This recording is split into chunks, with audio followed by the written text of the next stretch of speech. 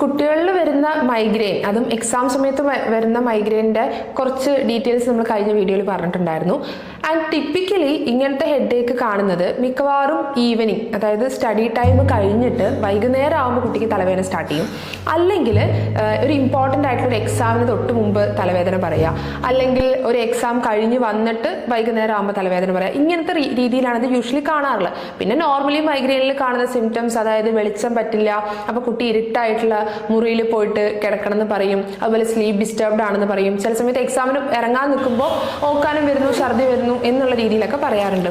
And exam കഴിഞ്ഞു കഴിഞ്ഞാൽ ഈ തലവേദന മെല്ലെ ഇല്ലാതായി പോകും. അപ്പോൾ ഇങ്ങനെയാണെങ്കിൽ ഇത് സ്ട്രെസ് റിലേറ്റഡ് ആയിട്ടുള്ള മൈഗ്രെയിൻ ആണ്. ആൻഡ് പിന്നീട് കുറച്ച് നാളുകൾക്ക് ശേഷം ഇത് കുറച്ചും കൂടി ഇൻറ്റൻസ് ആയിട്ട് വരാനുള്ളൊരു ചാൻസും ഉണ്ട്. കുറച്ച് കാര്യങ്ങൾ ശ്രദ്ധിക്കാൻ പറ്റും. അതായത് കുട്ടിയുടെ സ്ലീപ്പ് പ്രോപ്പറാണ്, ഒരു 8 hours 7 to 8 hours എങ്കിലും കുട്ടി ഉറങ്ങുന്നുണ്ട് എന്നുള്ളത് ഉറപ്പാക്കുക. സ്ക്രീൻ ടൈം കുറയ്ക്കുക. അതുപോലെ മീൽസ് ഒരിക്കലും സ്കിപ്പ് ചെയ്യാതിരിക്കുക. സ്റ്റഡി ടൈമിൻ്റെ ഇടയിൽ ഒരു ഷോർട്ട് ബ്രേക്സ് കുട്ടിക്ക് കൊടുക്കുക. ഇതുപോലെയുള്ള കാര്യങ്ങൾ, അതുപോലെ ഇമോഷണൽ സപ്പോർട്ട് കൊടുക്കുക.